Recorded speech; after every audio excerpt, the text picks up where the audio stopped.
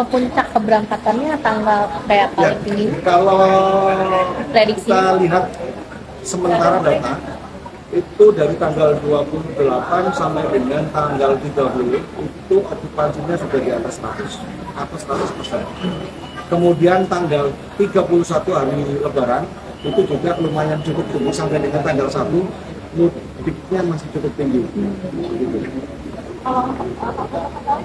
Ya, kalau untuk tujuan favorit paling banyak keberangkatan dari stasiun Pasar Senen ini tadi terpantau ke tujuan sementara ya, ke tujuan Tegal, kemudian Lempuyangan, kemudian Semarang. Kalau dari Gambir itu tujuan yang paling tinggi itu Yogyakarta, kemudian Semarang, kemudian Surabaya.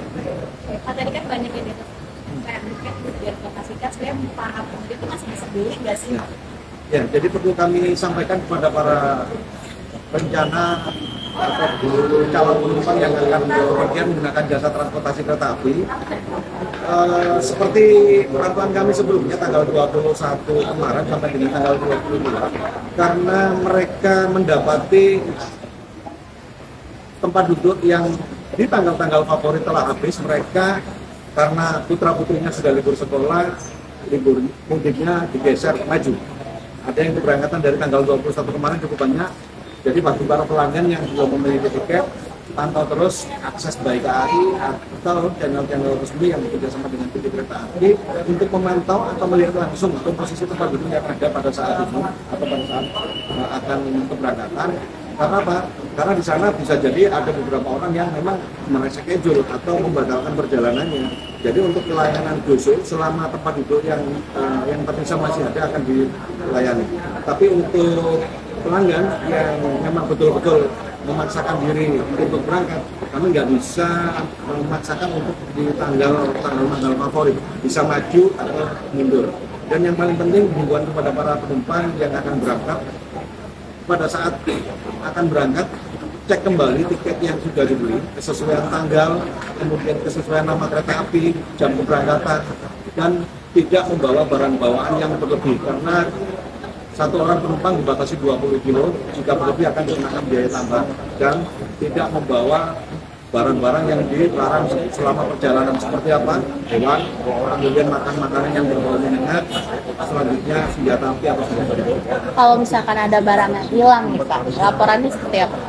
Ya, jadi kalau untuk barang yang hilang, seperti SOP yang kami buat, bahwa di samping di stasiun ini dan di atas KA juga ada CCTV, tapi peran aktif bagi para penumpang yang kehilangan atau tertinggal barang di stasiun maupun di atas kereta, segera laporkan kepada petugas. Kalau di stasiun, petugas yang ada di sini bisa dilaporkan.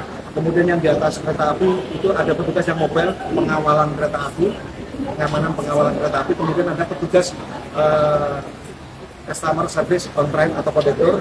Di situ ada nomor telepon yang bisa dihubungi, atau paling cepat mungkin 121. Karena kecepatan informasi yang diberikan kepada PT Kereta Api akan mempengaruhi kecepatan juga tindakan kami dalam melaksanakan evakuasi atau pengecekan di mana tempat kehilangan tadi.